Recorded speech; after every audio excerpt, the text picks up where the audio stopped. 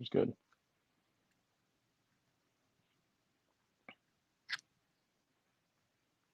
Welcome, Pewter Report readers, listeners, and viewers to the latest edition of the Pewter Report podcast. I am Scott Reynolds, here to talk Bucs Falcons preview with John Ledyard from PewterReport.com. And John, we've got a lot to talk about today. Buccaneers 1-0, the Atlanta Falcons 0-1. Maybe 0-1, John. That was an awful loss. Wasn't exactly the prettiest win by the Buccaneers Thursday night, but that Falcons beat down 32-6 by the Philadelphia Eagles. Just a catastrophe in week one to open up the season in Atlanta, of all places. And this new Arthur Smith regime did not start well for Matt Ryan and company on offense. And the defense, well, it wasn't much better. We're going to get into all of that in today's Bucs Falcons preview. John, how you doing today? I'm doing well. As people can see, I am not at my normal desk, normal routine. You probably don't sound the same. Hopefully I look and sound good enough on this show. I really wanted to do today's show, but this is a great story, Scott, because I asked you, and I said, hey, should I get Frontier Internet as opposed to Spectrum? So I see if that improves some things. Yeah. And, I asked people on my timeline, people that follow, right. People live in this area, and I got probably 50, 60 responses, and I think 95% maybe said go to Frontier for right. sure, no question. Well, that's worked out well for you, John. Right. That's worked out incredibly well for you. I'm sure they'll be right eventually, but someone at a construction site yesterday we switched to Frontier in the morning. Someone at a construction site cut a cable last night or a bunch of wires for Frontier. So now we have had no internet for almost 24 hours now. So surviving on the hotspot and doing this one on my phone to see how it goes. So far, so good, and hopefully it stays that way throughout the rest of the show. I am very much chilling right now, though. I am in a much more relaxed couch setting as opposed to my normal setup. So I'm ready to rock this show. These are fun, Scott. These preview shows, we have so much fun with them because we always bring in a lot of stats and thoughts, I think, that you won't necessarily get everywhere else by looking at box scores from other games. Right. We try to dive a little bit deeper, and I think we're prepared to do that today. So it's going to be a fun ride today. It's going to be fun, John, with a capital F, and that F stands for Fournette. We're going to get into Leonard Fournette in a little bit. We're bringing back what could be a weekly segment called Leonard. Oh, we're going to have that today. We're going to have that today. Well, it depends on how he performs, but we had a Leonard moment, so we're going to bring up some Leonard footage for you guys later in the show. So stay tuned for that. In the meantime, though, John, it's another Pewter Report podcast sponsored by our good friends at Celsius. Mm-hmm. Care to talk about Celsius and how wonderful it is? Well, Celsius is a wonderful drink, and it is a wonderful beverage that powers active lives every day with essential functional energy. Celsius, one of my favorite things about them is the fact that they taste amazing, and there's a million different flavors, and so you don't nothing gets stale, nothing gets old for you. But it also gives you the energy boost that you need without the drop off. So I love that about them. I also think the fast energy bars. Oh, did you mention fast energy bars, John? Had one today. They were great. I've happened to have two right here. I've got the peanut crunch, the salted caramel peanut crunch, and I've got the white chocolate cookies and cream. Now, we've had some people say, okay, well, all we see is the wrapped goods. Well, that's because I try to save half of mine just to show you guys, but I end up wolfing it down before the show ends. So that's what they look like right there, folks. Okay? They taste like candy bars. They're phenomenal. Not kidding. They taste like candy bars. That's not in the script. That's just my ad lib, but it's true because I've tasted so many protein bars that taste like cardboard, that taste like sawdust. And it's like you wolf them down because you want the protein, but you're like, this tastes so gross. But these actually taste good. And the best part about them is 20 grams of protein, only 2 grams of sugar per bar. And they're on sale right now, John. They're 20% off on Amazon. So make sure you go over to Amazon, type in Fast Bars. I think we've got the link in our YouTube clip here. So click on that link. It's going to take you to Amazon where you can get them 20% off. Listen, I've got a house full of 3 teenagers right now, and they're always looking for a snack to grab and go, especially before school. This is it, folks. Last time they had these on sale, I bought them. for the back to school season, and that whole shipment is gone. Like I need to replenish my supply. Thankfully, they're 20% off. Head to Amazon and get your fast bars today. Yeah, we ate 4 boxes the first round. That felt a little bit ridiculous, but they've replaced sweets for me a lot of the time too. When I have a sweet tooth, I just grab one of those because I know they're better for me. Josh Q saying Celsius gets him through his runs. Absolutely, Josh. They for workouts, especially in the morning, I drink part of one at least every morning when I go over to the gym to work out. Bucs Time's ready for Lenny to come back. We're all ready for Lenny to come back. This is going to be a fun show, Scott, because we've got a small sample size to evaluate the 2021 season by. We've also got this larger sample size of Arthur Smith being an offensive coordinator on a team where he had the Falcons head coach, by the way, now Arthur Smith, on a team in Tennessee where he had really complete control of the offensive side for the most part. I mean, I'm sure Vrabel, but Mike Vrabel's a defensive coach, and that was kind of where a lot of his attention and energy went, obviously. It's so Arthur Smith is taking kind of an offense that he had before, and he's bringing it over, and he's saying, hey, this is what we're going to run in Atlanta. It's an offense that relies a lot on play action. You're going to see a ton of play action. You're going to see a ton of bootlegs. You're going to see a ton of getting Matt Ryan off platform, maybe a little bit out of the pocket. You're going to see a ton of wide zone rushing by Atlanta. You're going to see a ton of them trying to get the ball on the perimeter, cut it back, get all linebackers to over pursue. It's going to be a big game for Levante David and Devin White to stay disciplined, in my opinion, Scott, because of how much Atlanta likes to mess with and Arthur Smith likes to mess with the linebackers and trying to move them off their spots. John, it's interesting because you mentioned Levante and Devin, and both of those guys had double-digit tackles in the first game. It was kind of funny how it worked out because I think, if I remember correctly, Devin had 8 tackles in the first half. First half was kind of his. Mm-hmm. Second half, Levante comes storming back. I think he had 4 tackles in the first half. He had 7 in the second, and he ended up with 11 to lead the team. So it was the tale of 2 linebackers, one at each half. Mm-hmm. But most of those tackles came in dropping in zone coverage and in the passing game. We're probably not going to see them make the tackles in the passing game. We're going to see them make the tackles in the running game because Arthur Smith and the Falcons, they want to run the ball. And you know what? They did a pretty good job of running the ball against the Philadelphia Eagles. They had 124 yards rushing. The problem is it didn't help them get points. They only scored 2 field goals. And it didn't really even set up the passing game because Matt Ryan had 136 yards passing in the entire game. So 260 yards was a very underwhelming performance. I thought Cordero Patterson was the better runner of Mike Davis. I like both backs.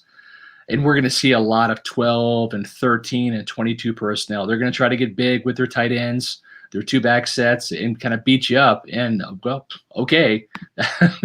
I think that's going to suit Tampa Bay just fine when it comes to their run defense because that's what the Cowboys tried to do for a minute with Ezekiel Elliott. Didn't work out too well for the Cowboys trying to run against his defense. Right. It was funny. Bruce Arians today at practice, he got asked about, hey, well, what did you think about the way y'all defended the run? And he was like, first of all, Thursday's game's over. That doesn't even matter at this point. I'm moving on to the next game.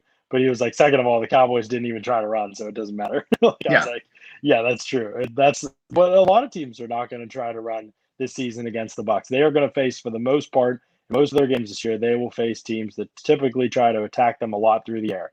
Atlanta could be one of the exceptions to that rule, and the Bucs need to take advantage of that rare opportunity that they have against a team that might not quite be ready to get away from who they're building to try to be and be aggressive from the outset like Dallas was. I think Dallas's strategy gives a team the best chance to be able to beat a team like Tampa Bay.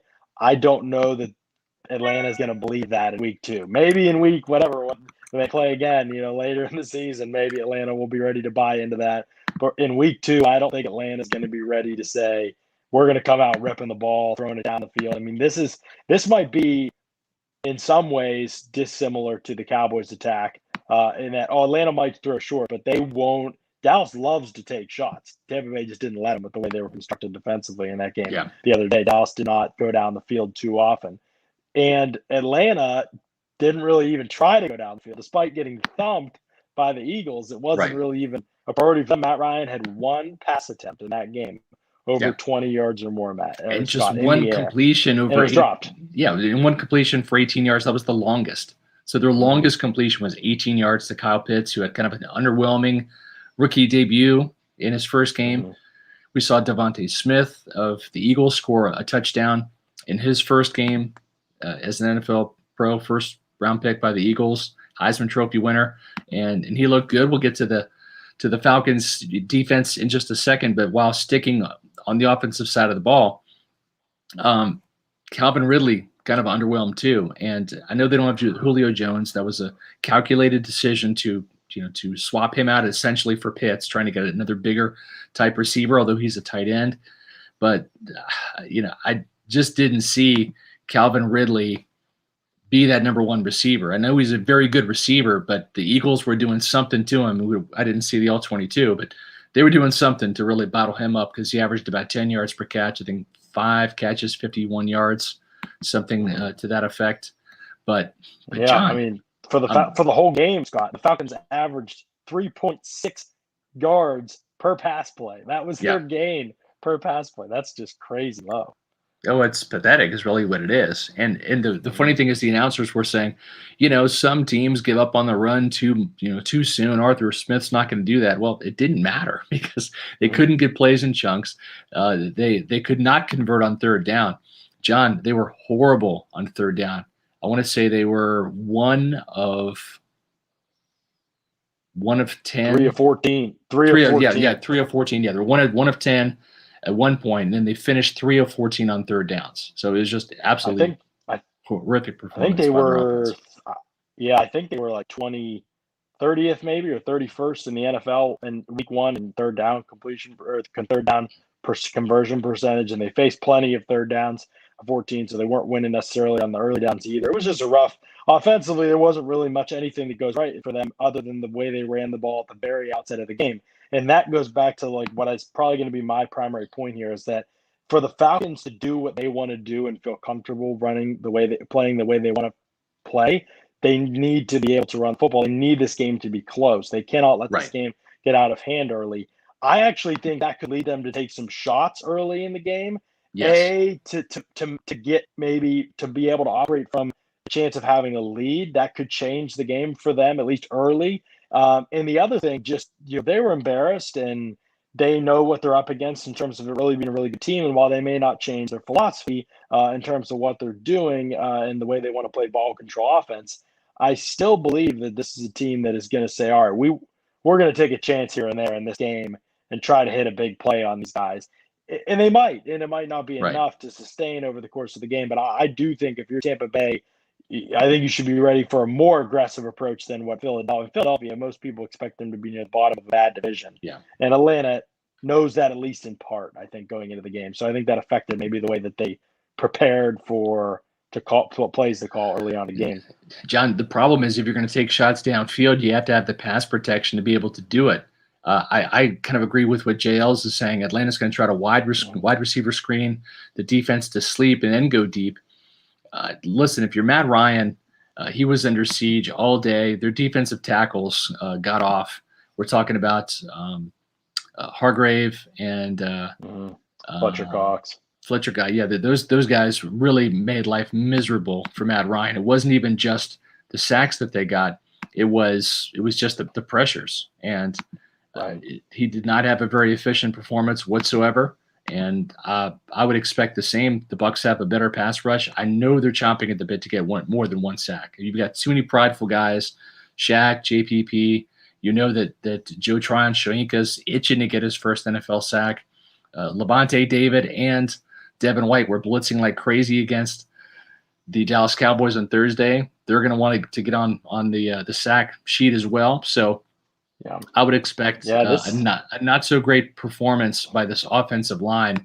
And John, you did a good job of kind of going over some of the numbers for me for Monday's show. I'm going to repeat them here. I mean, Caleb McGarry, the right tackle, had a 39.7 pass pro grade. He gave up 5 pressures. But John, that's really good compared to the rookie Jalen Mayfield, who gave up 8 pressures and 2 sacks, and he had a 1.4 grade in pass protection. 1.4. That's hard to do, Scott. Like 1.4 is as low as I've ever seen Pro Football Focus give out a grade. And I've said before, I don't think Pro Football grades are gospel, especially at positions like offensive line. Right. I can be skeptical of them. But when you grade a 1.4, you probably were bad. You may not be historically bad like that number indicates, but you were probably very bad in that game. And the fact that he also was kind of benched later in that game, now his starting spot is already up in the air. By the way, if you're a rookie and you're starting your first NFL game, and you're getting benched right after, that's not a good look. An indication to me. That's a coaching staff, though, too, right? To some degree, like, was this guy ready or not? And do you believe in him or not? Because, like, you can't be benching a guy after. So they may be looking at other options there. They've got Drew Dahlman as a possibility to potentially play guard there, and they've got some other options, too. Drew Dahlman is another rookie, I believe, for them from Stanford. So the left guard could be a revolving door. It could be, I don't know what it's going to look like. Center is already a huge question mark for them. Obviously, they're trying to replace Alex Mack, who was a longtime center. He went to San Francisco, was a stud in Atlanta. The process of replacing him with Matt Hennessy has gone poorly so far. 26.2 pass grade, John. That's listen. I'm not a teacher. On true pass sets. Yeah, I'm not a teacher, but a 26.2, that's an F, right? Is it not? Yeah, it's an F. Right. And yes, and his grade was actually somehow worse. It was a 20 when you take in all of his pass sets, including like those off play actions and like slides and things like that. He was even worse than those things, which was supposed to help. It was just terrible. He allowed 3 pressures. He gave up a sack as well. But those numbers indicate that even when they didn't give up pressure or sacks, they were still losing. And Matt Ryan was getting the ball out quick and short. So it was just really not very good at all. And then you have, from those 3 at least, I do think Lindstrom, the right guard, is a good player. He'll be a very good starter in the NFL. So Matthews, the left tackle, is still a good player.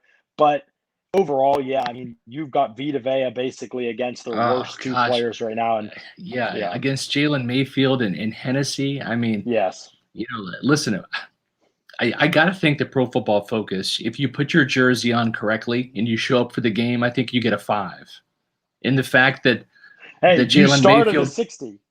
Yeah, well, I'm just start at 60, right? I'm just saying, like, I think the bottom level, like the floor, should be a 5. Well, he showed up for the game and he started and he put his jersey on right and he had his helmet and mouthpiece in. Let's give him a 5. No, they gave him a 1.4 because he sucks so bad. It was rough, and their group is young, obviously. Hennessy, this is his first season as a full starter. Mayfield's a rookie. I said Dahlman, who replaced him, as a rookie, who could start for him as a rookie. So McGarry has missed some time with injuries, former first-round pick. Lindstrom was a first-round pick. They have invested a ton of resources in this offensive line. All of these guys are top 3-round picks. I think Dahlman was a 4th-round pick. Matthews was a first-rounder. McGarry was a first-rounder. Lindstrom was a first-rounder. Hennessy was a 2nd or 3rd-rounder. So they've poured in resources, and they hope these guys can get it done. But here's the bottom line. They are better at run blocking in a zone-specific scheme than they are at pass protection. And that's what Atlanta is kind of banking on being the case moving forward, that they are going to be able to run the ball. And I'm just not sure it's going to be the case unless their defense is a lot better than what we've seen so far from that side of the ball. No, I'm with you, John. And, listen, the fact, again, the Bucs only had 1 sack. They've got to be looking at the film and just licking their chops. I mean, Sunday cannot get here fast enough for these guys, I think. And, because, listen, the number inside the building is 50. They want to get over 50 sacks. That's what they're capable of doing. That's their goal number. That's what's being communicated in the building, at least 50. Because I believe they got 47 2 years ago, 48 last year. They're building in that direction. They had quite a few sacks in the postseason, obviously in that Green Bay game for sure. 3 sacks against the Chiefs in the Super Bowl, but they want to get 50 in the regular season. And I think the Buccaneer team record is 55, and they can certainly do that. John, I'm just going to say it. If I'm a betting man, I'm going to go to my bookie and I'm going to see if there's a prop bet for all the sacks the Buccaneers can get. Listen, the NFL is back in action. It's winning season in my bookie. It's over $500,000 in contest prize money. Winning season makes the big games better, and the victories even sweeter. John, I cleaned up this weekend, not just on Saturday with my 2 college bets that hit, but also I had the Raiders. I had John Gruden and the Raiders. on Monday Night Football. I took the money line. I took the money line. I really should have won twice because I thought the Raiders won that game twice. So I texted John after the game. Wow, John, that's awesome. Congratulations, Gruden. What a great win. He texted me back like 5 a.m. like, thanks, God. He's super excited. I was excited because I won a lot of money on that money line. So head over to mybookie.ag.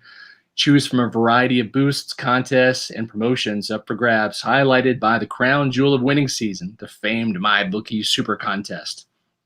It's the only contest that costs just $10 to enter, and you get to pick 5 games against the spread each week, and each week earns you a point. Each point gets you closer to that grand prize. So listen, here's the cool thing. If you missed out on week 1, don't even sweat it, because entries are still open. You can do it in week 2 and play catch up. All it takes is one really solid week. You're right back in the mix. Don't just take my word for it. Join now. Start your winning season with MyBookie today. Now, in order to get started, make your first deposit at mybookie.ag. Use the promo code Pewter to instantly receive double your deposit. That's right, double your money to double your winnings with your first ever deposit using promo code Pewter. So if you want to put in $200, they'll give you $200. Now you're at $400. If you want to put in $500, they'll put in $500. Now you're up to $1,000 to start your winnings. Bet anything, anytime, anywhere with MyBookie. John, I had a lot of fun last week over MyBookie. I've been betting with MyBookie for the past 4 years. I'm off to a great start in year number 4. I'm excited. That's right. Yeah, that's right. You are pumped about it. Every college game day, I'm getting the text. 5 large, 50 large. 5 large, baby. That's right. Let's get to the injury report. Just came out. I want to update everybody, and we'll move over sides of the ball here. We got some really good news today for the Buccaneers, did we not, in the secondary? That's true. Jordan Whitehead, full participant in practice today with that hamstring injury. Arian said he's a full go, no limitations for him, so that's a great sign. As predicted, they kind of used that long. They said we can get through week 1 without him. Let's get that long break going back into week 2, and he'll be fully healthy. Smart decision by the Bucs. They handled injuries really well. Jason Pierre-Paul was limited today with a hand injury. Not unusual to see Pierre-Paul on the practice report. Maybe a little unusual to see him limited with a hand injury, considering. Yeah. Well, that joke's been used. Antonio Brown and Shaquille Barrett, full participants in practice today with knee and back injuries for knee for baby and back for Shaq Barrett, but they were both full participants, so no concerns. They're right now pretty healthy, and the Falcons do not have anybody on the injury report. So if the Falcons are looking for a positive, nobody's on the injury report right Just now. Just wounded pride, John. Just wounded pride after losing at home 32-6. Okay. Yeah. I mean, well, here's the thing. Like, they got their asses kicked on Sunday, right? So now it's Wednesday, so their asses are probably feeling better now, right? So none of the asses are on the injury report. So that's right. But at the same time, that makes them a more dangerous team, doesn't it? I mean, a team with something to prove, a team that was just embarrassed. I think they're going to come out with some firepower. I don't know if it'll last or be enough, but I think they come out with a few things that they want to prove in this game, and the Bucs will have their hands full in the first quarter, I think. I think you're right. And listen, we all know the statistic, right? If you start off 0-2, playoffs are really, really, really, historically, statistically speaking, tough to reach. So there's that. And nobody wants to start off. The 17th game may change that a little bit, but you're right. It's still going to be a low percentage. Still going to be sub 20, sub 15% probably. John, the best thing about the 17-game schedule, and the thing is, it's eventually going to go to 18. All right, we're trending to 2 preseason games and 18 regular season games. This is what the owners want. This is the drip. 17 games get you to 18 games. That's what they want. But the cool thing about 17 games is nobody can have that 8-8 record. Nobody can have that 500 season, right? It's either you got a winning season or you got a losing season, right? I mean, that's the beauty of it as I see it. You're either going to be 9-8 or you're going to be 8-9. So there's no more 8-8 with the 17-game schedule. So yeah, for sure. And I think, if you're Atlanta and you're looking at this and you're saying, okay, we know they're not going to be maybe like I said, in week 1 against Philadelphia, where they felt like we can play our way just how we normally would. They're going to feel like Dallas did. They have to do some extra things probably to try to win this game. And I think that, if they're going to do those things offensively, it starts with Calvin Ridley. Last year, he was probably one of the most devastating players that the Bucs dealt with last year, I felt like, just in terms of they actually tried to double team him, and they respected him that much. And it was just largely unsuccessful. He was unbelievable against Tampa Bay last season. He really, the first matchup against Sean Murphy Bunting was really egregious. I mean, he went off. I'm going to pull up his numbers right now and relay those to you. But that was probably Sean Murphy-Bunting's worst game as a pro, I would say. And he's had a couple rough ones, but that one was up there for him. In that Week 15 game, let's see, he got 10 passes on 14 targets for 163 yards and a touchdown. Much better the next time around in Week 17. The Bucs defended him better. 8 catches for just 52 yards. He did have a couple drops in that game, I will say, so those numbers aren't as maybe comforting as you would think they would be. But he had 12 targets in that game too. Obviously, new coaches, so maybe none of that matters, and maybe his usage will be totally different. But I think that's something to kind of pay attention to here maybe, is that Calvin Ridley has had a lot of success against Tampa Bay. Now, I'll add this. Carlton Davis only played about 40 snaps the first time in Week 15 and didn't play at all in Week 17. So that makes a big difference. Without Julio Jones, who didn't play against the Bucs last year, without him to worry about, with Atlanta playing so much offensively from 2 tight end sets and not 3 wide receiver sets, that could really help a Tampa Bay secondary that's hurting a little bit right now. I agree. And the thing is they lost last year twice to the Bucs, and the Falcons blew a 17-point lead at home, halftime lead. The Bucs came roaring back, scored 31 points in the second half to stun Atlanta 31-27, and then they won 44-27. The Bucs did at home in Week 17, and that was the game Antonio Brown went off when Mike Edwards was out over 100 yards, 11 catches, 2 touchdowns for AB. And that version of AB looks like the kind of version of AB we saw on Thursday night against Dallas, right? Catching passes for 100 yards, a 47-yard, big explosive play. But let's stick with the Falcons receiver, or I'm going to say Russell Gage. Yeah, there's a little bit of fear factor there with the speed, but really it's Ridley, I think. Ridley and Pitts. So if you're Todd Bowles and you're without Sean Murphy-Bunting, we saw that Ross Cockrell kind of struggled, right? I mean, he doesn't have the foot speed. I like Ross Cockrell in the slot for about the first 15 to 20 yards. After that, he gets in a trail position, does not have the foot speed to catch up with guys like Amari Cooper, who he gave a touchdown to. So if you are Matt Ryan, you're looking, I think, for that matchup against Ross Cockrell. If you're going to take a shot downfield, that's where you want to zoom in. Do the Buccaneers – do they play more cover 2 this game just to prevent the big play? Or are they going to go cover 1, cover 3 with that single high safety, probably Winfield? And now that Jordan Whitehead's back, have Whitehead down there in the box to try to help stop the likes of Cordero Patterson and Mike Davis, the running backs. Yeah, this is the most fascinating part of when the Falcons have the ball to me, Scott, is how the Bucs choose to match up with them. You mentioned Russell Gage last year, first matchup, 5 catches on 10 targets, 68 yards and a touchdown, really good game. Next matchup, 9 catches on 10 targets, 91 yards and a touchdown. So he played very well against Tampa Bay last year. It was kind of a breakout year for him. You fast forward to this year, and Week 1 just didn't feel like they had any idea kind of how to use him. I mean, here's a guy who really played excellent football from the slot last season. And they obviously spread the field in Dirk Cutter's offense. And it was a very encouraging season for Russell Gage. Like, it was so encouraging that, no problem moving Julio Jones out of there. And then this year, if you look, I mean, he was playing in the last game. He played some of the slot, but he played a ton out wide too in their first game. And so it's just, I'm like, man, do they know how to use him? He played way more out wide. They used a ton of 2 wide receiver sets.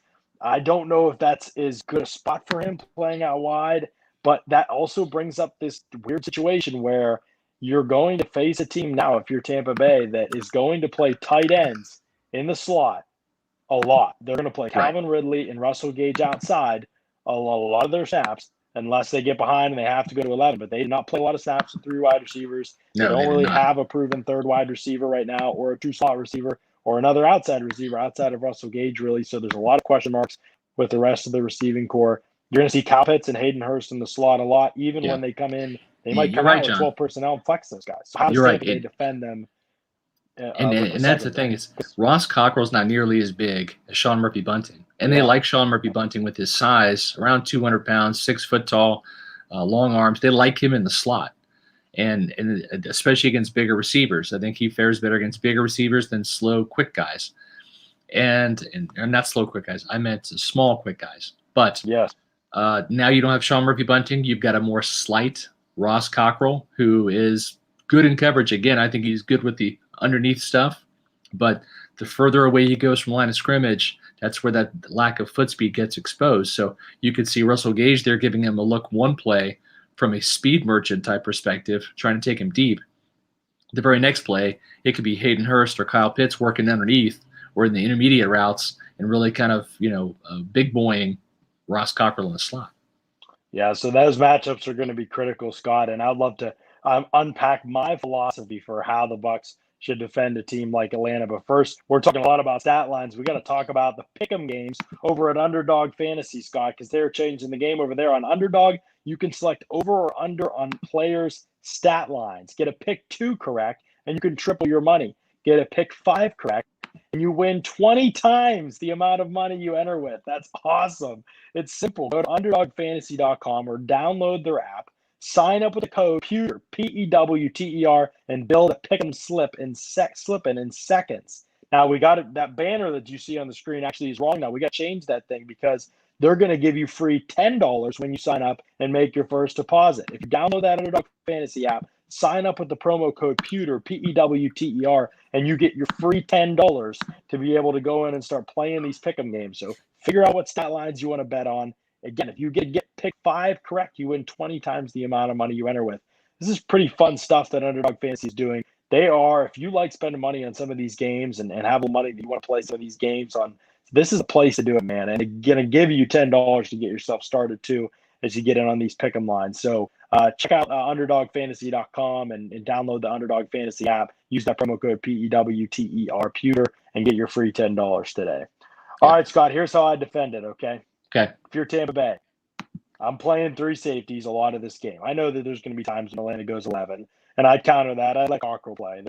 They don't threaten me in the slot as much. Even with Russell Gage, I want to see how Cockrell does before I make a change. I trust my guys in this one. I think Carlton's going to be on Calvin Ridley, good bad. How do you defend Kyle Pitts? He's a unique player in terms of how big he is. How are they going to use Kyle Pitts, too, is a big question, right? Are they going to use him to the best of his ability? He did play on the slot. He played out wide. He played in line. He moved around a lot for Atlanta in week 1. That's going to make it hard to mark him with somebody other than a corner if you feel comfortable moving a corner around. But really going to make it hard to mark him with any one player unless it's a safety. And then they're probably – I would guess they're not going to play that way every day with every snap with their safeties. So I would play Winfield more in the slot. Honestly, I would play Mike Edwards deep. I would play Jordan Whitehead as kind of your rover safety, and he can move around and play in the box and do some things. Obviously, terrific against the run. But I would definitely start this game in single high. I would play a lot of single high in this game. I would make them get you out of single high. I would try to match up in man as much as you can, and I would try to stop the run with a safety in the box. And if you can do that,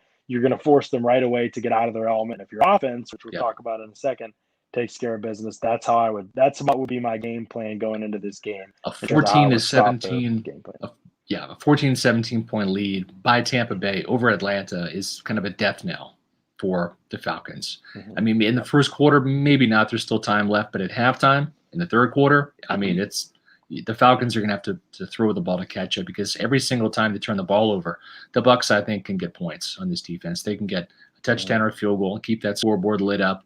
We got some really good points here / questions.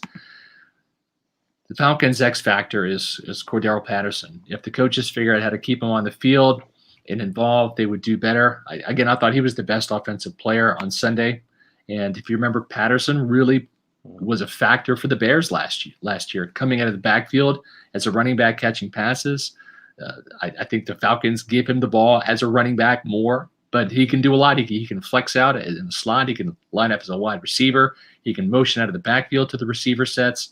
He can block. I mean, he is really kind of a guy that you got to account for every play, I believe. Oh yeah, he's a great return guy. The Bucs actually kicked it to him last year. It was like only had a handful.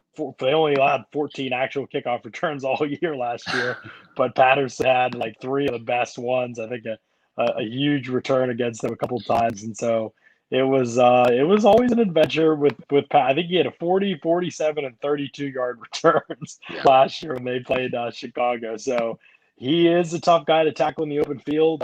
But again, if that's your best asset, I think that Yeah, that's obviously it's not. I mean, Ridley and Pitts are going to be where this team operates, and they have good players. They honestly do. I don't think they know how to make it all work right now. If this were Dirk Right. Cutter, and even though Arthur Smith may end up being a better coach than Dirk Cutter, I think in week one it didn't look like Arthur Smith knew how to use everything they had. Maybe he figures that out in week two. More than likely, it's later in the season if he figures it out. I think Arthur Smith's a very good play caller, but there's other elements to being a head coach now and being in charge of an offense outside of just play calling. He had personnel given to him in Tennessee, and now it's okay. What do I do with this personnel? How do I use everybody? And I think he's still figuring that part out, and that's why their weapons don't worry me as much as they would in an offense that maybe better suited some of what they do, at least going into week two anyway. Yeah. Listen, we appreciate the super chat from Dara O'Brien.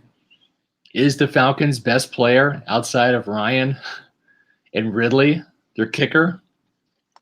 Probably not far off. I think you got to put Deion Jones in there, but I mean, the kicker is good, right? Wow.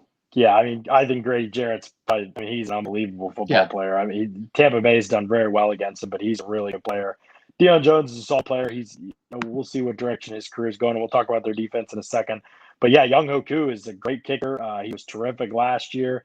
I want to say he made the Pro Bowl. Is that right? Am I remembering that correctly? Maybe I'm wrong on that. I think he missed one kick. He's pretty much automatic, Yeah, he's a very good kicker, and so that is the strength of their team. Again, they're going to play better than they played against Philadelphia, but they're also playing a better team, and I think defensively, Tampa Bay matches up really well. I would say the only thing that would concern me is just lack of tape you have on what Arthur Smith's going to do, what all the things he's prepared for here. You know what he did in Tennessee. You also know he's come to a new team, and there's going to be things he wants to try, especially going into a situation where like I said, you're going to try some stuff that you probably wouldn't maybe.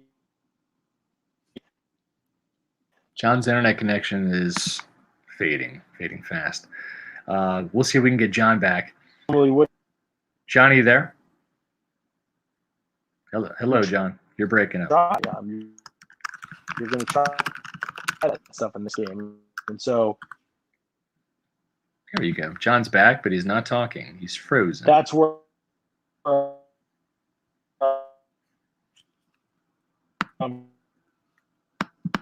right, we're having some technical difficulties with John.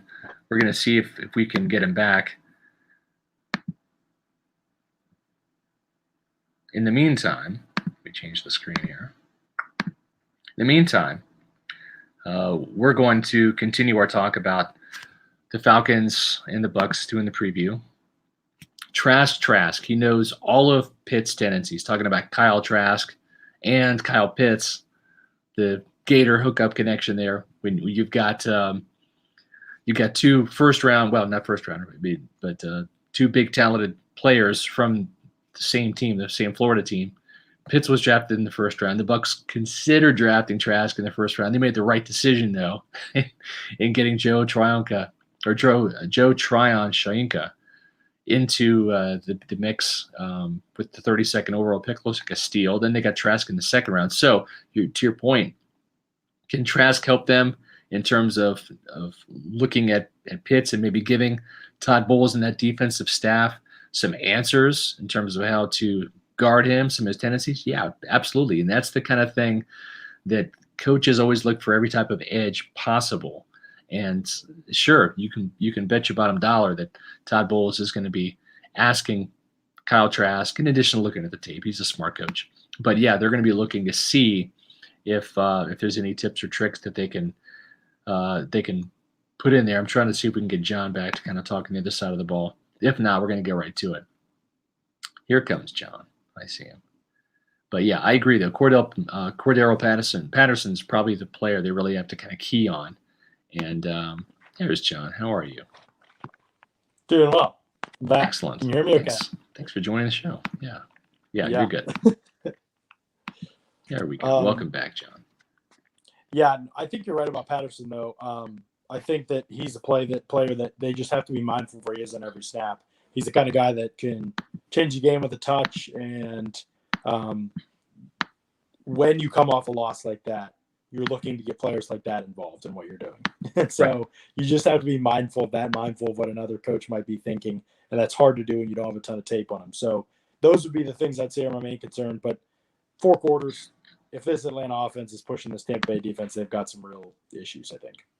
I agree, and I think we can agree that Cordero Patterson might be the money player when it comes to the Falcons offense, just because he can run the ball, receive the ball out of the backfield, go downfield, run routes, etc. But if you're looking to manage your money, there's one place to do it, and that's Immuni Financial.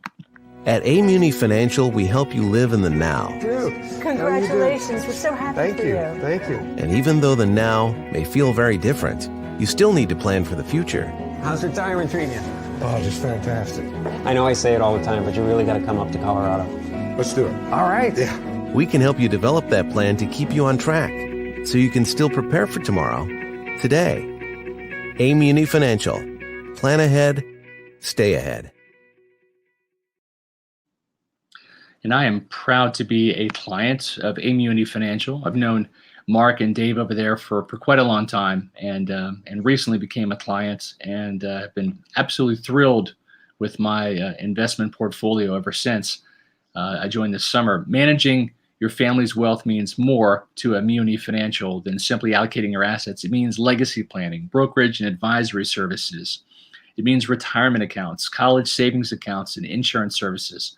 With over 40 years of experience, let Immuni Financial help you plan ahead and stay ahead. Call Immuni Financial at 1-800-868-6864.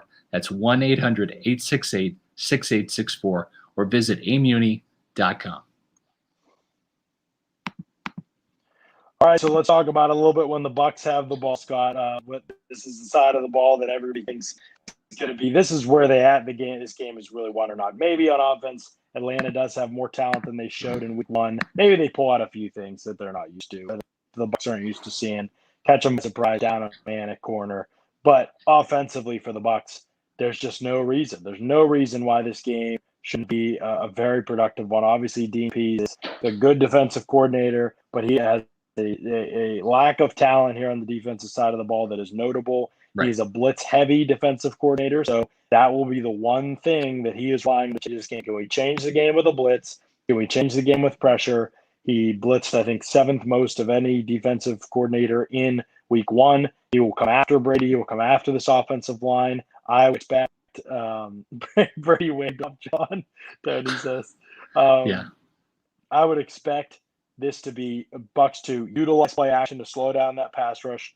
I would expect this approach. It should be an approach not totally similar to what they did against Kansas City and a little bit of what they did against Houston in the preseason. They should use tempo. They should go play action.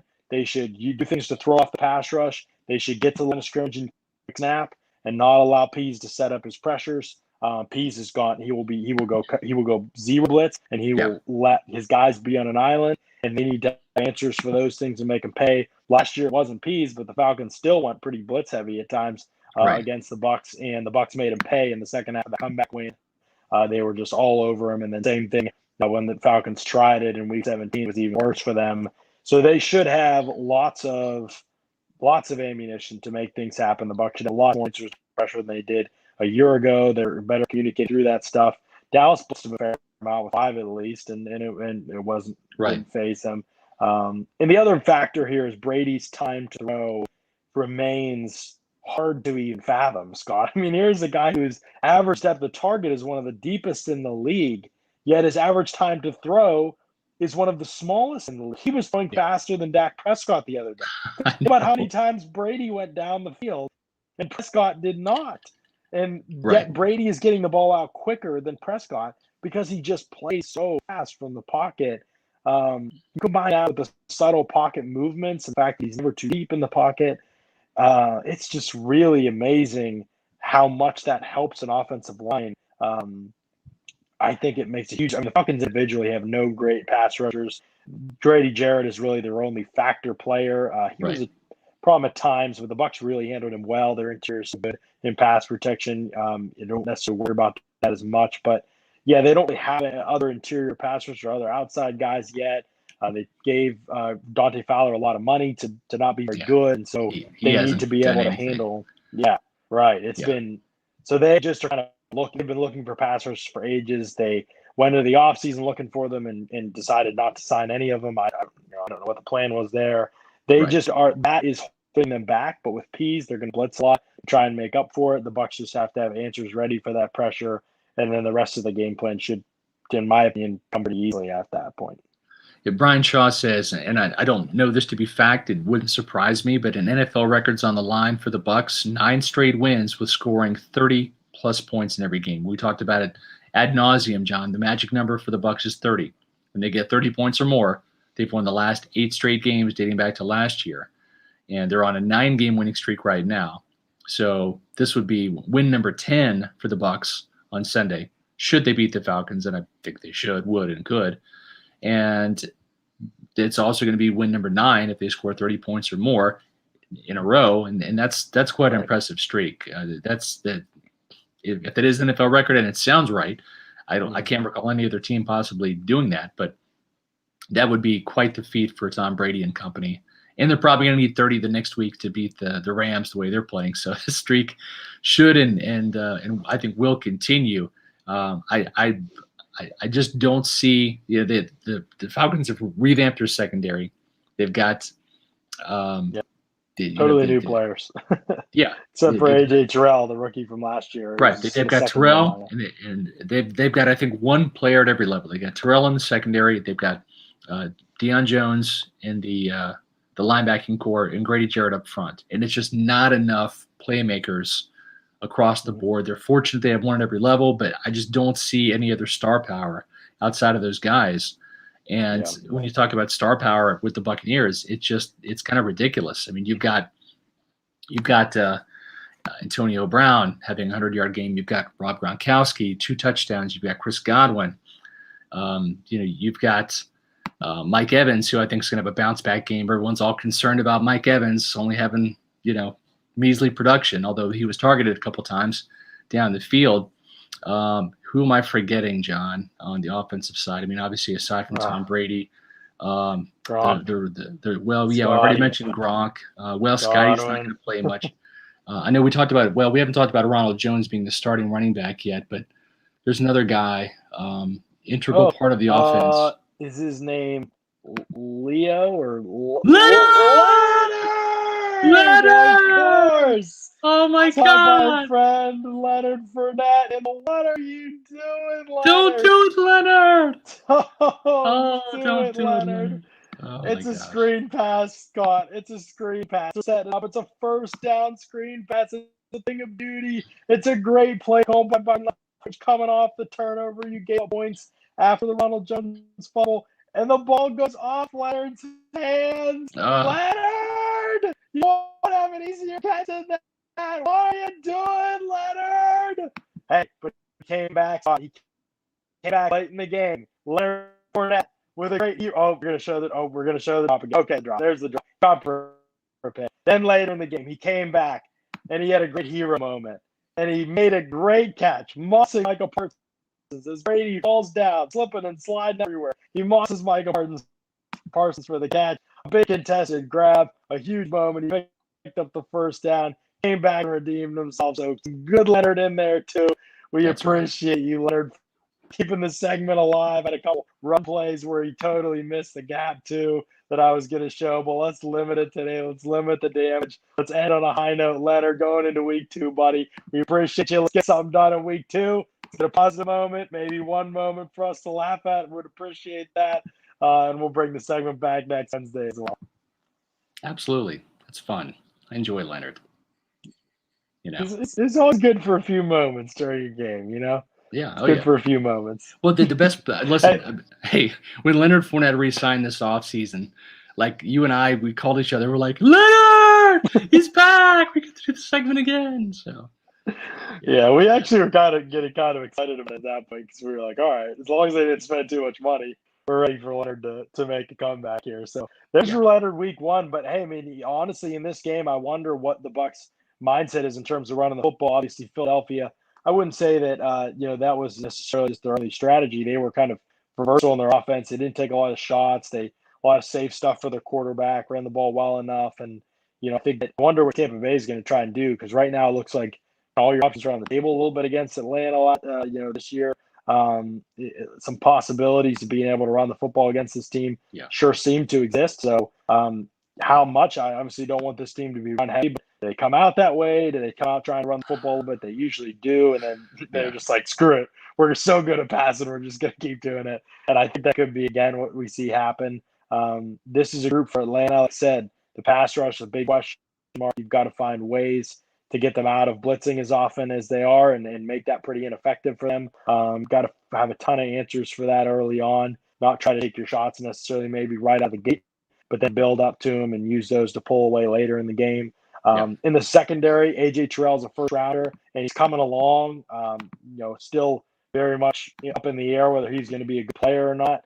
Safety, Eric Harris and Deron Harmon, 2 veterans, are out back there for them at safety now instead of where we saw Keanu Neal and Ricardo Allen in the past. They're not as good, but they're veterans. They've seen some stuff, so they'll be back there. Deron Harmon mostly at free safety, Eric Harris at strong. TJ Green plays some too. He's kind of a safety, big nickel type of player. You'll see Fabian Morrow from Washington at one of their other corner spots, and Isaiah Oliver is still around despite the way that the Bucs have torched that guy over the years. He's still around, still playing a little bit, factoring in things. Actually, did he play? Yeah, he did. He played a lot. He started a slot for them, so he's going to be there for the taking in week 1 and week 2, and Moreau and Terrell will be starting on the outside. So yeah, there's opportunities here to make plays against secondary that's going to be overmatched, and Philadelphia is such a different offense than Tampa Bay. I don't know that watching that tape is going to give me a lot of insight into how to attack Atlanta. Right. I'd say it's such a small pretty much size on the table. It's just it's 1 week. Obviously, the Falcons didn't do a lot of stuff right. They're smart coaches. They're going to figure out what didn't go right and either fix it or scrap it and try some new things that maybe they couldn't get to in their offensive package to try to take advantage of, maybe not having Sean Murphy-Bunting there. I don't know that that's a huge loss for the Buccaneers because Murphy-Bunting didn't play well, for being honest, against the Cowboys in week 1. He's a good player, but his performance in week 1 against the Cowboys was not to the caliber that it was in the postseason when I thought he played really, really well, especially against the likes of Washington football team. I mean, really pretty much all 4 of the postseason games. So that Sean Murphy-Bunting was a different player than he was during the regular season. But right off the bat, we just kind of saw Murphy-Bunting revert back to the Murphy-Bunting of last year during the regular season. Now, is he better than Ross Cockrell from a physical talent standpoint? Yeah, but we'll just have to see how this secondary comes along. But the whole the whole key is getting pressure on Matt Ryan. Matt Ryan does not have time to throw and look downfield. That certainly helps out. And I think that was one of the things that really stymied the Bucs pass rush last week was Ezekiel Elliott. He just picked up everybody that was coming up the middle on blitzes, whether it was Joe Tryon with the blitz, whether it was Devin White, Levante David. He just kind of spoiled and stymied everything. He's such a great pass protector. I don't think they're going to have that this week with either Davis or Patterson back there pass protecting to the level that Ezekiel Elliott did last week. Yeah, for sure. What you can have this week, Scott, you can have a little bit of whiskey wings for dinner, for lunch. You pick, you choose, maybe a little after dinner time and getting out to the bar out there. They got a great outdoor bar, Whiskey Wings in Temple Terrace. They've got it's a beautiful place. There's lots going on there. There's arcade. You can shoot a little hoops they have out there. It's just a fun place to go. Grab a few drinks. And I'm not kidding you, that chicken sandwich right there is actually bigger in person. And it tastes unbelievable. Buffalo chicken sandwich is a game changer. You can actually get any of their 20-plus wing sauces on that sandwich. It's outstanding.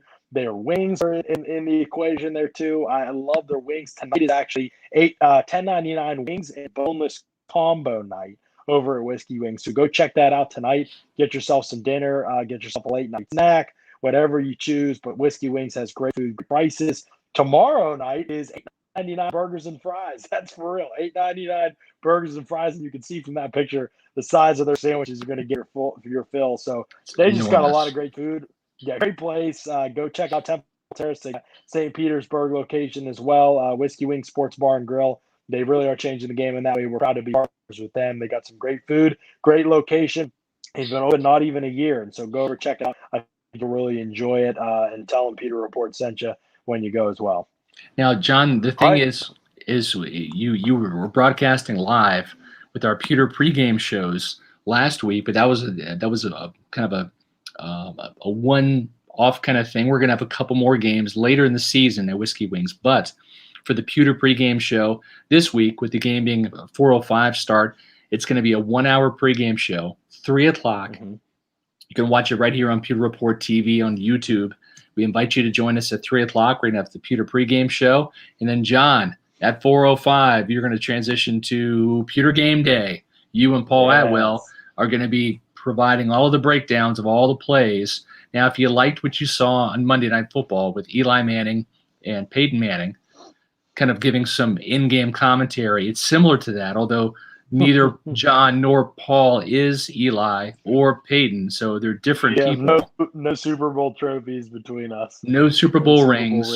No NFL playing experience. John, I don't think you saw down at quarterback, right, in your playing days. And did not. No, couldn't get past the low levels of football. No, that was it for me. And you were like a lineman. At least I hope you were. That's right. Okay. Yeah, very defensive end, very low praise positions and grinding out in the trenches. But we will have insight. We will have that. We'll have passion for sure, and we'll have energy, excitement. We'll be breaking out everything throughout the game as it happens, Scott, which is really fun. Right. We had last week, Mark Schofield, Ryan and I were on. We loved it for week 1. We did it for the Texans preseason game. It's been great. The readers and viewers have really seen it. The commentary is always terrific throughout the game. So we'll be jumping in, doing some play-by-play. We'll have some either some play-by-play in there, some play-by-play action that we'll be doing, and we'll be breaking things down in between plays. Paul and I will get synced up on our TVs, and we'll be breaking everything down in week 2 as the Falcons travel to Tampa Bay to take on the Bucs. All right, so 2 quick questions. Number 1, and we see here from G Vegas, Eli making fun of Peyton's head was hilarious. Will you and or Paul be making fun of each other during the Pewter Game Day? Because I'd like to see that. That would give me the 2 in addition to watching that. Oh, there will always be those opportunities to throw barbs at each other a little bit. So you'll see a little bit of that between Paul and I as well. But Paul's a normal head size, so I can't really. I'm probably the one on the receiving end of that joke because my head's a little bit on the larger side, maybe. Okay. All right. Well, I can understand that. And the second thing, John, in your illustrious high school football playing career, did you ever block a punt? I never blocked a punt. Never had that opportunity. See, I blocked a punt, John. I don't know if you've heard that story. I'll get to it at another time. We're running short on time here. But I blocked a punt. Times I've heard. Have you heard that story before? Has anyone out there heard that story before? That's how I got this finger. It's all crooked because I blocked a punt. This is like this is me doing a straight finger. Like that's it. I'm like Booger McFarland, but not as many crooked fingers. Just one. It's right where I caught the tip of the ball, blocked it. Against Shawnee Mission West. I played for the Shawnee Mission South Raiders. We won that game, by the way. What position were you? I know on special teams. What position were you? I played defensive end, defensive tackle. It's a defensive lineman. Okay. That's why I like the line so much. We played the same positions. Yeah, I also got suckered my freshman year into playing left tackle. Did not go well. Didn't like it. Like to attack rather than defend. So I was the same way. Yeah, I had 1 sack. The same way. I had 1 sack and I blocked a punt. That was my highlights. A very below average / average football player. Although I did have a cool nickname. I was nicknamed Hacksaw. Hacksaw Reynolds. That's actually a really cool name. Yeah, like Jack Reynolds, except I'm Scott Reynolds, but I got nicknamed Hacksaw. You know who nicknamed me that? Who? Our star football players my sophomore year. It was he was our senior stud running back, homecoming king, I think class president, Terry Mahajer, who is the USF. I'm sorry, not USF. Boy, he's gonna kill me. UCF Knights athletic director. There you go. Small world. He gave you that nickname. He did. Wow, that's awesome. So, that's a nickname I might think you still need to go by. I think the viewers should call you Hacksaw from now on. No. We need to change your little graphic here. Show your pop-up to say Hacksaw. We live vicariously through the players that play now. Listen, those days are long gone. I'm more like a Rusty Saw right now than I am Hacksaw at age 49. That's for sure. So, yeah, that's it. Well, we live vicariously through the players that we cover in some ways, and this will be a matchup, I think, where the Bucs have a clear advantage on paper, Scott. We could touch on special teams, maybe the kicking battle will be a fun one. I have my eye on this, Scott. All right, listen. You nailed it. You nailed it in the Pewter pregame show. Spending so much time talking about Bradley Pinion, you're like, let's talk about punters. Where else are you going to find the punter coverage the punting I battle. told you. Yes, you did. And John, who ended up winning the special teams MVP award for the week, the player of the week? Bradley Pinion did. Yes, he's not a punter. The second one of his career. He's a weapon. He's a superhero is what he is. That man is. Think about his tackle in the Texans game, the preseason game. That was That's right. Tackle. He's a beast. He helps this team in so many ways. His leadership, his kickoffs going all the way through the back of the end zone all the time. Man, I'm telling you, he is a really good player, and I hope Bucs fans recognize that. But congrats to him for winning that special teams player of the week. Brady won the FedEx Air Player of the Week, I think, or something like that. Yeah. I don't even know if the awards are how official they are, but he won PFF's Player of the Week too, I think. And so it was a good start for the Bucs in those ways. I think this needs to be 2-0. Let's just say that. I agree. As much as we might say this part of the Falcons is good, this needs to be 2-0. There's no doubt about it. They need to go into LA to 2-0. Yeah, exactly. Now, I don't have any clever transitions for this or segues, but I'm just going to say, if I want to bet on the Bucs, which I already did, I put my money where my mouth is on mybookie.ag. I would like to ensure that this win is going to happen. Now, I'm not going to ensure the point spread, but I'm going to ensure that this win is going to happen. And now, I don't think Briar Greaves can ensure the win, John. But he can ensure everything else, right? In the insurance world, listen, we're still, and John, this is your first fall/summer. It's technically, September? Fall is coming for you up north, but not down here. It's like just an extension of summer. But listen, we're still in hurricane season. So whether it's homeowners insurance, whether it's commercial property insurance, whether it's life insurance, automobile insurance, boat insurance, is one place to turn. That's Briar Greaves Insurance. That's where I do all of my insurance business. The folks at Briar Greaves, they're huge Bucs fans. They're proud sponsors of the Pewter Report podcast. You can visit their website, briargreavesinsurance.com. For more information, briargreavesinsurance.com. Give them a call at 813-876-4166. It's 813-876-4166. The cool thing is when you call over there, chances are you're going to get Briar, Sam, Greaves. That's their name. That's their business. You're not going to get some telemarketing person from some other country or some other corner of this country. You're going to get the guys who run the business, who are going to be personally insuring your home, your property, your vehicles, etc. briargreavesinsurance.com. Good stuff from Briar Greaves as always. Man, I'm just looking. The Cowboys have been absolutely decimated in that Week 1 game. Michael Gallup in that game. La'el Collins now suspended. DeMarcus Lawrence hurt his foot in practice today. He might be with that. He might not be able to play in this upcoming game. Maybe beyond that, Neville Gallimore, obviously Tristan Hill were already out. Calvin Joseph was already out. So they have totally banged up over there just in terms of tracking with another NFC team. I know the Saints are dealing with kind of some COVID deals there too. So, things to monitor in the NFC. I know you guys talked about the NFC on Monday. Tomorrow, Scott, on the podcast, Casey Hudson and I will be having Jay Retcher from WAE on the show, and it'll be a 7:30. It'll be a 7:30 p.m. show. You're going prime time, John. Look at you. The prime time, yes. Yeah. John's going to get Retcher, of course. He's going to get his fancy Frontier internet service. He's going to go prime time with it. That's awesome. Look, I'm trying to give Frontier more opportunity and more time to make this right so that I can get back on the normal internet. Exactly. That's my full objective here is to have a good, clean show with no interruptions for once in the Wi-Fi saga of my first year in Florida. Hopefully that can happen. Most people know. Flavor. Yeah, most people know I'm a Kansas State alum. But listen, business is business, John. And I hit Nevada on the money line too. I think Nevada's got a good chance of winning at Kansas State. They won at Cal in Week 1. I too have Nevada on the money line. If K-State wins, then I'm happy. If they lose, at least I make money. So I've got that. The other one that I've got, and I'm not a financial, I should say, I'm not a betting guru by any means. I've just had a good weekend, folks. But I'll share this with you. Right. I like Arkansas State over Washington at Washington. Washington cannot score points. They just can't. I love you, Jimmy Lake. I love your defense, but your offense is in trouble right now. They lost at home to Montana Week 1, I think 10-7. Then they went up and got waxed and only scored, I think, 13 points at Michigan. and you've got a Arkansas State team that the money line is I forget what it is, 850 or something like that, or 550. It's a sweet money line. So I'm playing it. Just saying. Right. I mean, you'll probably win. You'll probably win. I'm going to go out on that line. Nevada's they're an exciting team, I think. They're doing some good things for sure. Yeah. Oh, and this guy Carson too. Strong. Yeah, Carson Strong, very good. He already has 6 touchdowns on the year.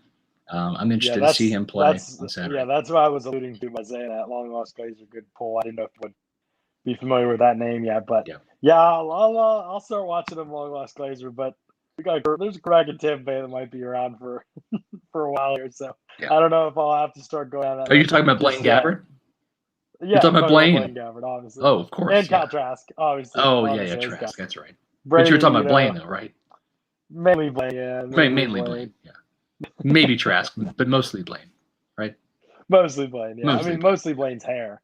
It will live on long after he's on. Listen, I'm not trashing Kyle Trask at all. He's a good looking guy. Good looking guy. I think Blaine's a great looking guy. Just saying. Yeah. He's got the hair. Yeah, better looking guy than Trask. We'll see who wins in the job eventually. That will play a part in our evaluation of that when that battle comes up. But for now, the best looking of the 3 is Brady, and includes on the field as well, as he was carving. He should carve again in week 2. I'm on Bucs roll to a dub in the second half. No problems. I'm going 38-17. Oh my goodness, we're close, dude. We're close. I too have the Bucs scoring 38. I think their defense is going to be a little bit more stout. I think it's going to be 38-13. I think Tampa Bay is going to really handle business. And part of my analysis includes the fact that Tom Brady is a more handsome man than Matt Ryan. So, not that Matt Ryan's ugly. Okay. It's just that he's not Tom Brady. Hey, this might be a new segment each week. Quarterback handsomeness rankings, and who we got Brady against Ryan this week, Brady against Stafford next week. It's looking good for the Bucs. It's looking good for the Bucs, Scott. If we're going off that, it's looking at Mac Jones the next week. Uh-oh. It's Tom Brady every week, my friend. He's a good-looking man. I can just say it, There's not going to be a whole lot of competition. And should something happen to Tom Brady, we're going to knock on wood to make sure it doesn't. But you got Blaine Gabbert stepping in, so that's a hard. Is it a drop off or is it a step up? I'm not going to touch that one, but I'd say if it's a draw between the starters, the tiebreaker goes to the backup quarterback comparison, the QB2 comparison, and there can't be a better looking QB2 in the league than Gabbert. If there is, please let me know. It's the best looking 1-2 punch in the NFL. May not be the best 1-2 punch, but it's the best looking 1-2 punch. Yeah. Paul, good point. This is how Scott finds his edge and wins the big ones. This is how you win 5 large, Scott, on these bets. Got to consider things that others don't. John, I've been doing this for 26 years for a reason. Okay. That's the veteran edge I bring to Pewter Report. That's right. They have it. People have it now. They have the same edge you. So I love it. All right, let's go. We got tomorrow on the show, 7:30 p.m. Casey Hudson and myself will have Jay Retcher with us from WDE. Very excited. We're going to talk lots of Bucs. It's going to be a really fun show with Jay. Always is. He's able to join us. So looking forward to that tomorrow on the show. And then we'll be back, of course, Sunday. Pregame starts at 3. We got the live in-game stream at 4. About 40. Well, actually, we're probably going to, about 45 minutes after the final gun sounds, we'll be live on the Pewter Report post-game podcast for more partying, hopefully, if the Bucs take care of business, and more analysis. So looking forward to that. Until then, thanks so much for listening to another edition of the Pewter Report podcast. Out. Look at that finger.